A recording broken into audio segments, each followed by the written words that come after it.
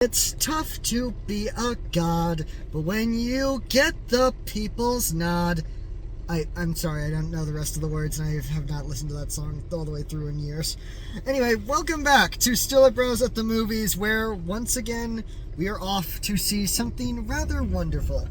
And I'm sure it's going to be something a bit spooky, because welcome back to our not-so-annual Halloween spooktacular.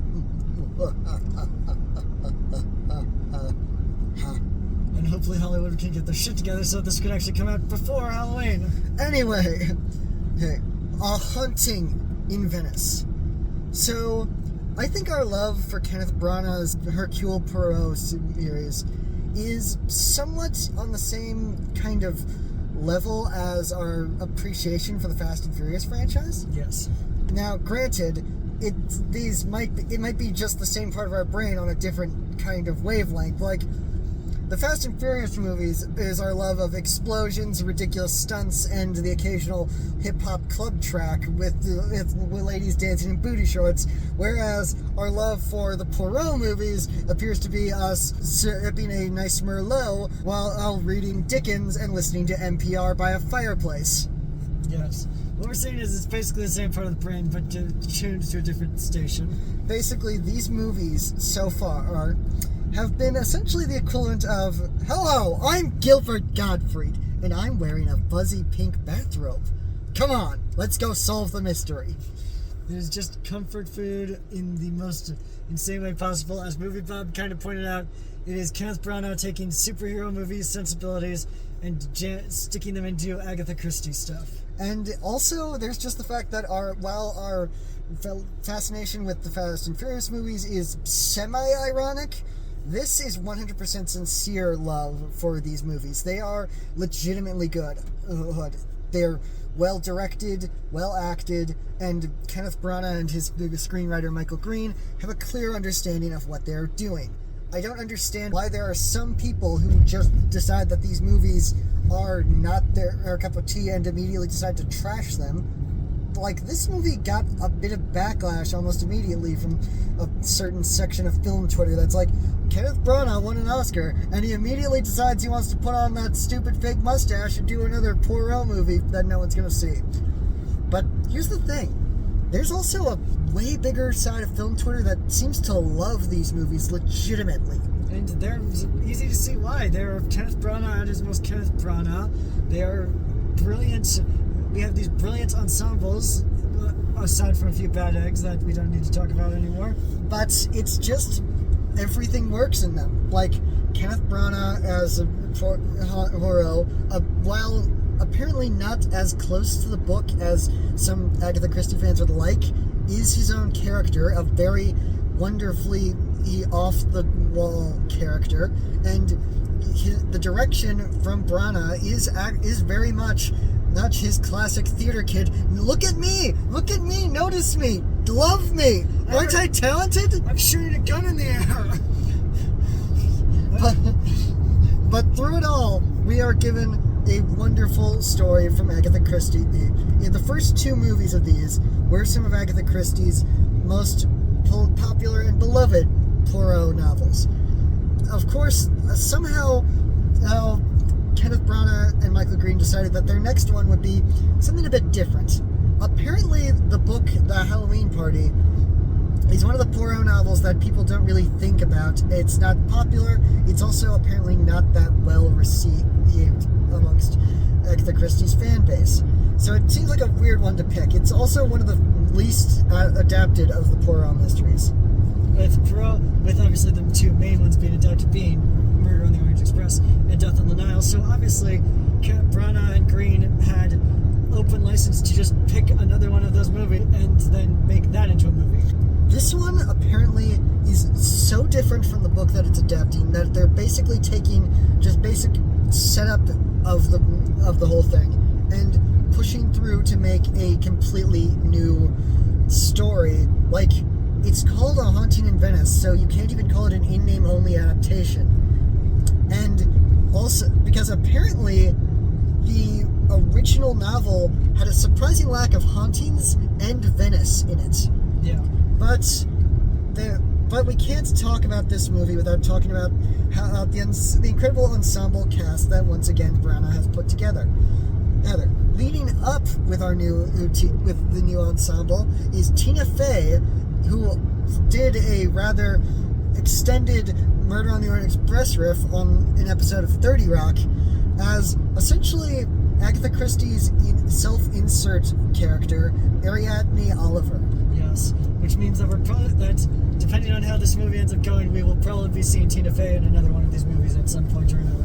And then there's Michelle Yeoh, Jamie Dornan, this is Kelly Riley. This is still a pretty stacked cast. Maybe not as full of A-list recognizable talent as the last two, but these are still talented actors that people would recognize.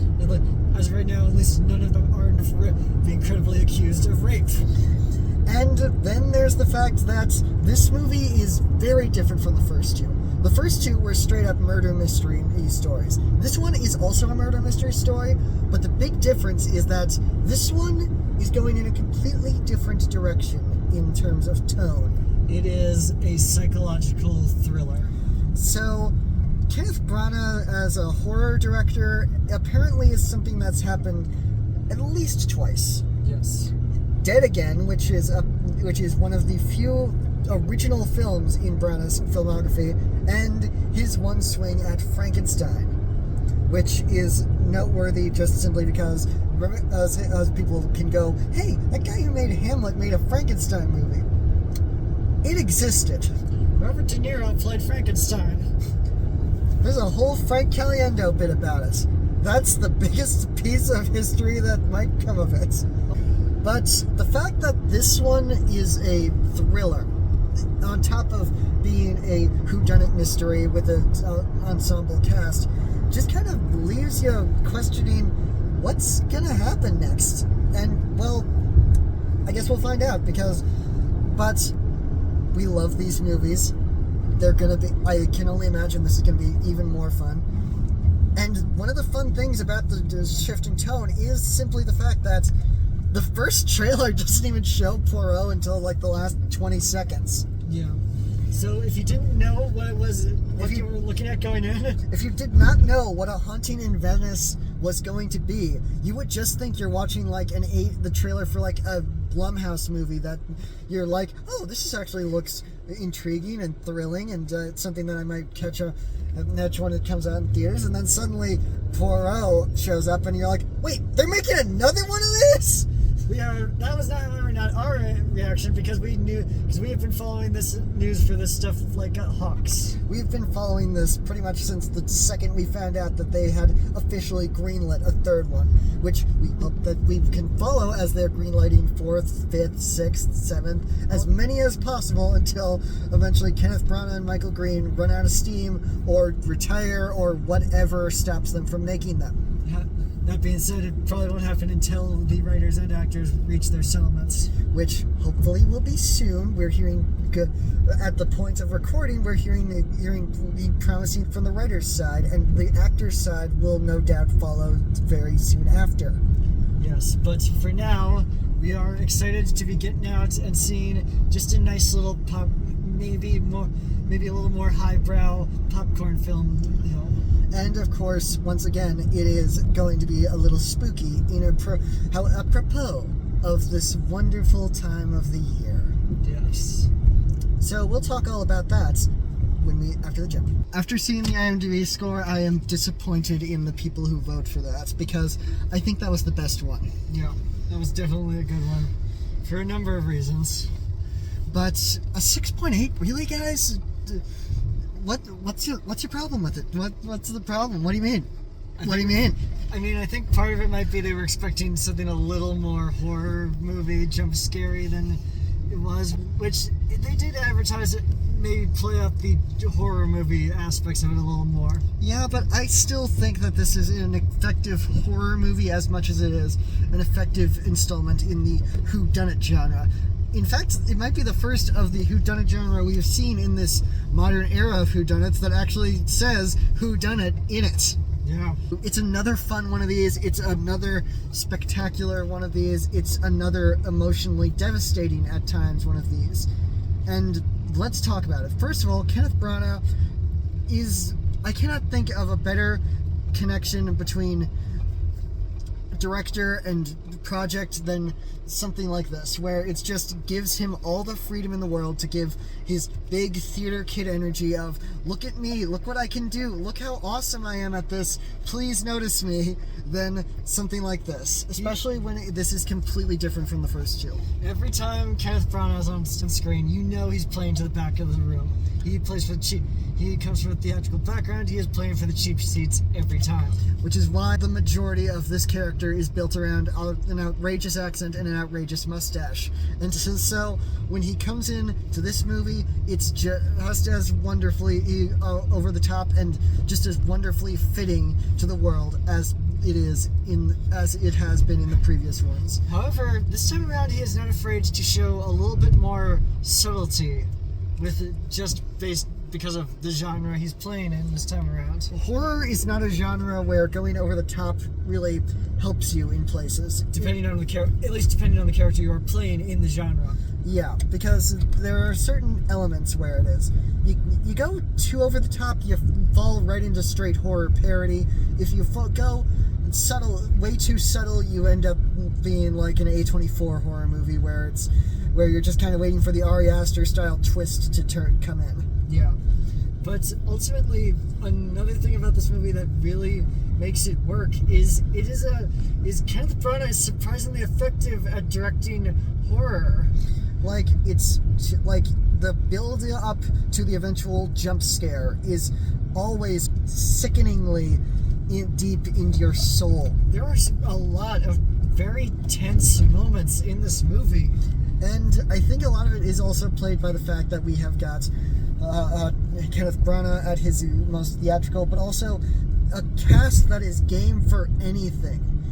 Jamie Dornan and Jude Hill worked with him in Belfast, so obviously they know how to work with Kenneth Branagh, otherwise he wouldn't have cast them again. And it really irks because, as far as I can tell, having not seen Belfast, these are different characters than that. Yes. With the fact that Jude Hill was basically playing a younger version, what was essentially Kenneth Branagh's, in a character primarily based off of Kenneth Branagh in his childhood, and Jamie Dornan was playing a somewhat caricatured version of Kenneth Branagh's dad. And now they're playing father and son again, and Jude Hill is also weirdly playing a character that Poirot, by the end of the movie, is comparing to himself out loud in dialogue. Yes. I don't think that was an accident. Yeah. And I really liked how Jamie Dornan played what's in 1947 was not named this, but is to us modern audiences know very clearly PTSD. Yes.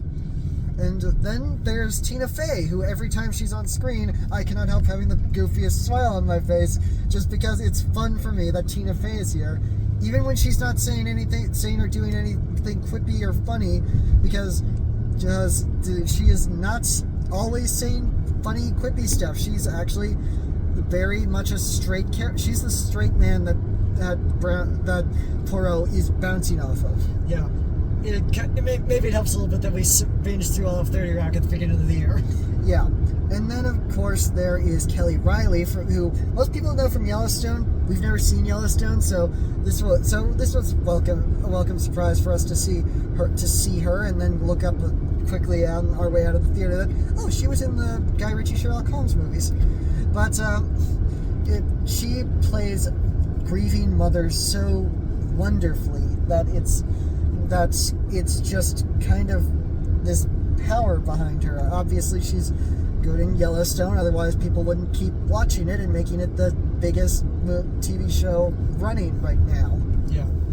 But it's interesting, but a lot of aspects of this are very interesting to watch, and again, you do feel a lot of tension, you feel a lot of sadness to a lot of this. It's a very complex film with a very awesome payoff and a lot of cool stuff, and what could constitute a happy ending for a movie like this. And then there's stuff like Michelle Yeoh is good in her role, the little ticks that she gives her character, the way that she says listening is just so hypnotic. hypnotic. She feels like a medium, like one of those charlatan mediums that we all know from around, at least around this time period, who are just continuing to continue the act. But it's just a case of, I want more of these. I want so many more of these. I want Kenneth Branagh and Michael Green to make as many of these as they possibly can. Agatha Christie wrote so many books starring Hercule Poirot, and Kenneth Branagh's Shakespeare career here as a filmmaker kind of got cut shorter than I'm sure he wanted to, considering the fact that he started a production company and only made like 3 movies with it. But this time around, he's enjoying himself, and he can. And these are very simple movies, and these are, compared to some of the other stuff he's put out, these are comparatively a lot more simple of films to make. He can make one of these a year. And I mean, they're smaller pieces. They're cheaper to make than most superhero movies, so he can just kind of be like, okay, I will make a big project, and then I will make a Poirot movie.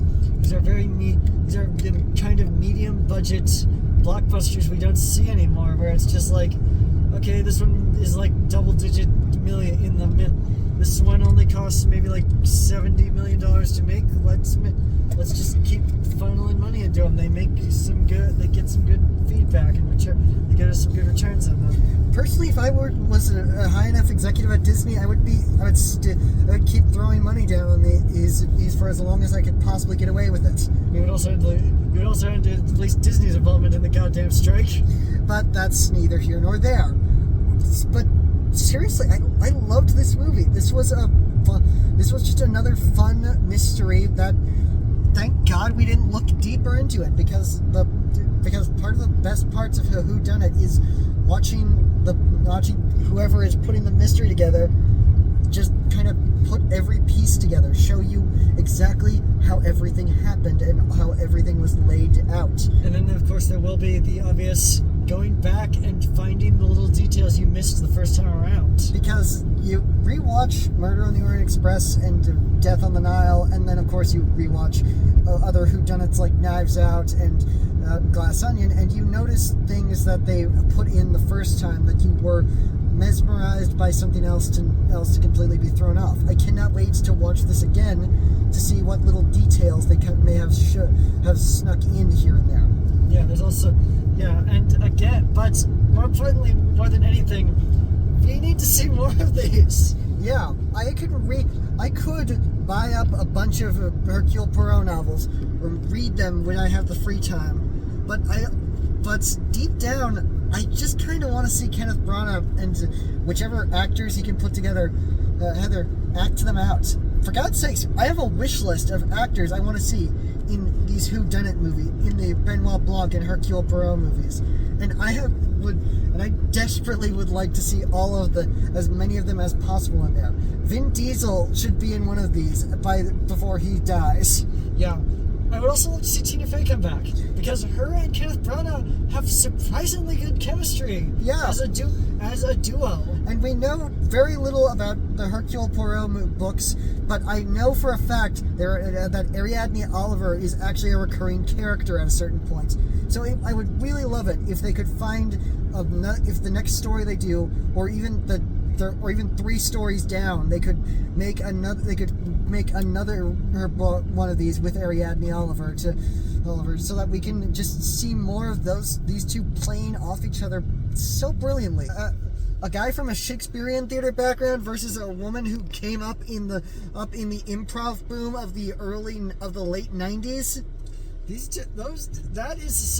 That is one reason why you look at those two and you're like, they have surprisingly great comedic chemistry, on-screen chemistry together. Like, they bounce off each other surprisingly well.